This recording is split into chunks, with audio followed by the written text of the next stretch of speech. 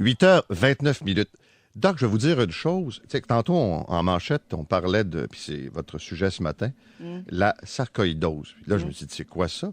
Puis il y a deux personnes qui rentrent dans mon studio qui disent, je connais quelqu'un qui... Pourtant, je n'ai jamais entendu parler de ça. C'est une maladie, là, vous avez un peu raison. C'est 2 sur 1 million. Ça veut dire qu'au Québec, on devrait avoir 15 cas. Et mon Dieu. À peu près. Mais c'est des cas qui vont et qui viennent. C'est des cas souvent de trouvailles fortuites. Tu sais, un peu fatigué, un peu poète-poète, tu sais pas ce que t'as, tu transpires un peu plus la nuit, mais c'est l'été, il fait chaud, tu peux faire un petit peu de fièvre, tu sais pas trop, symptômes bâtards, là, tu sais, il y a rien de classique. Et d'ailleurs, dans sa présentation, la sarcoïdose, ça relève de la pneumologie surtout, et de la médecine interne, parce que c'est souvent une trouvaille fortuite. Tu sais, tu tousses un petit brin, tu sais, une petite toux fatigante, une petite toux sèche. Je te fais passer une radiographie parce que ça fait un mois que tu te sens fatigué, donc évidemment, ma petite tête cherche un cancer. À la radiographie, on va trouver des ganglions un petit peu augmentés au niveau du poumon. Là, tu dis, bon, peut-être qu'il y a une petite inflammation, une petite infection. Puis là, il y a un petit granulome, c'est une petite affaire ronde, là. Tu dis, bon, c'est une petite tuberculose qui commence, ça peut avoir l'air de ça. Là, tu fais tes tests complémentaires. Non, c'est pas une tuberculose. Mais c'est drôle parce qu'il y a un auditeur qui m'a envoyé un courriel qui a dit qu'il a été traité. Au début, les gens pensaient que c'était de mauvaise grippe. C'est ça. Après ça, une pneumonie. Après ça, ils se sont demandé si c'était un cas de cancer. Puis finalement, ils ont découvert que c'était la sarcoïdose. C'est ça. Et c'est tout à fait le mode de production de ça, là, de présentation. C'est bien clair que c'est ça. Parce que c'est un diagnostic souvent d'exclusion. C'est quelque chose qui rend pas si malade que ça en général. Comme je vous dis, c'est souvent une trouvaille fortuite. Le traitement de quelqu'un qui va être comme celui que vous avez eu comme présentation, c'est-à-dire quelqu'un qui se présente pour une petite toux, une fatigue, sueur nocturne, pas nécessaire, un petit peu moins d'appétit, ça ressemble à un virus finalement. On fait les tests, on traite comme si c'était une pneumonie, parce que des fois aussi, ça donne pas des nodules, mais ça donne une image un peu floue. Là, tu traites, tu fais ton contrôle radiologique, parce que chez les adultes qui ont une pneumonie, prouvée à la radiologie, faut toujours faire le complément, c'est-à-dire 15 jours, 3 semaines après, être sûr que c'est complètement disparu, parce que si c'est pas disparu, on allume que ça peut être un cancer jusqu'à preuve du contraire. C'est pas fréquent, le cancer. Pas si fréquent que ça, c'est une personne sur 3, mais ils n'ont pas tous des cancers du poumon. Et on fait notre contrôle, puis après ça, on investigue toujours du plus simple au plus compliqué. Donc lui, c'est ça qu'il y a eu. Après ça, ils ont cherché une tuberculose. Après ça, et vu qu'on n'a rien, ou qu'on a fait des fois des biopsies, parce que c'est la forme pulmonaire qui est la plus fréquente, à ce moment-là, on va avoir le diagnostic de sarcoïdose. Le traitement, c'est toujours dépendant de ce qui vous handicape. Les nodules peuvent être dans les yeux. Ils peuvent donner des problèmes oculaires, peuvent donner des petits nodules à la peau, peuvent donner, on appelle ça de l'érythème noueux. C'est des espèces de boursoufleuses, ça fait mal. C'est comme imaginez des grosses piqûres de maringouin, mais un petit peu bleutées, dures, puis tu y touches, puis ça fait mal. Ça pique pas, ça démange pas comme une piqûre de maringouin, mais ça ressemble un petit peu à ça. Mais là, vous traitez ça comment et avec quoi? D'habitude, c'est le temps qui est notre meilleur allié, OK. dépendant du handicap. Tu sais, si t'as rien comme handicap, tu vas mieux, tu prends du mieux, t'es moins fatigué, ça guérit tout seul. On peut t'accompagner si tu as des problèmes pulmonaires. Parce qu'il y en a que les problèmes pulmonaires vont se manifester par de la difficulté, de l'essoufflement. Et on va leur faire des tests de fonction pulmonaire. On va voir comment leurs poumons fonctionnent. On va voir qu'ils sont un peu handicapés. On peut leur donner des cortisones, des médicaments à base de cortisone. On peut leur donner aussi, si c'est plus sévère, il y a des gens qui vont avoir une forme d'arthrite qui va accompagner ça. Donc, ils vont avoir de la rougeur, de la chaleur, de l'enflure au niveau des articulations, comme une vraie arthrite rhumatoïde.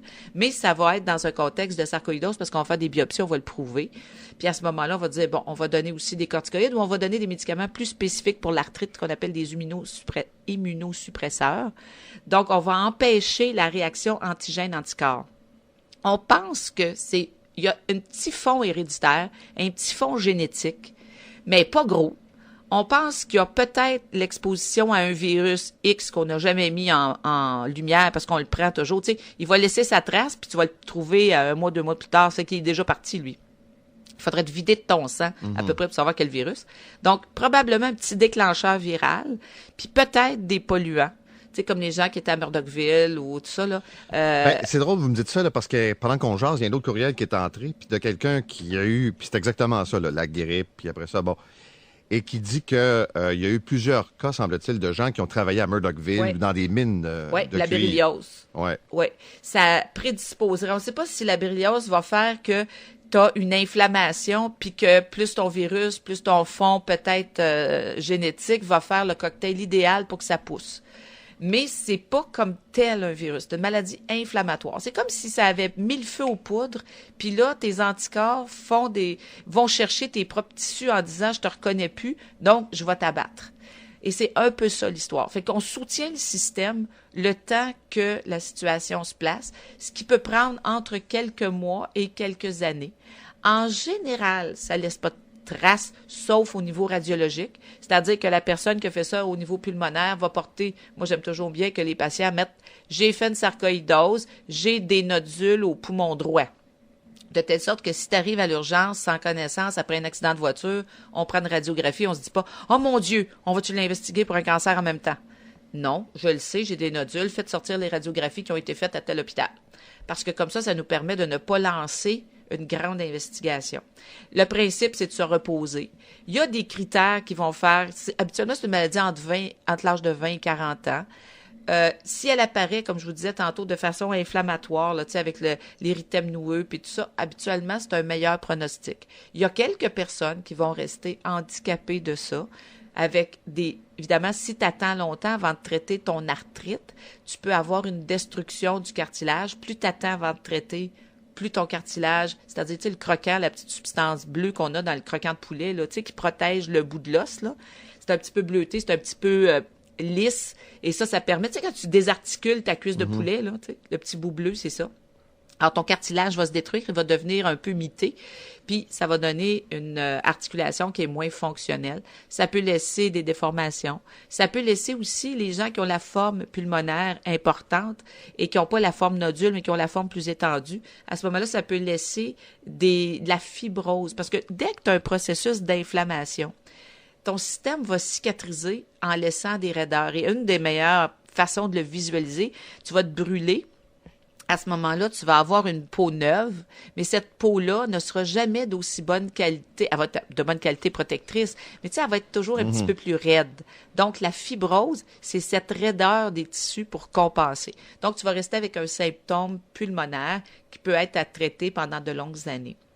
Mais c'est ça, la sarcoïdose. On fait beaucoup d'études là-dessus, mais on n'a toujours pas de cause ni de traitement spécifique. On a des traitements d'accompagnement. On continue de faire de l'exercice, on continue de bien se nourrir selon tolérance. Parce que c'est toujours, il faut que j'en fasse assez pour m'entraîner, pas trop pour me mettre à terre, puis après ça, pas avoir d'énergie pour me cicatriser. C'est toujours ça, la petite balance à garder. Merci beaucoup, Doc. À Bonne demain. journée. Au revoir, c'est Doc Laberge, 8h37.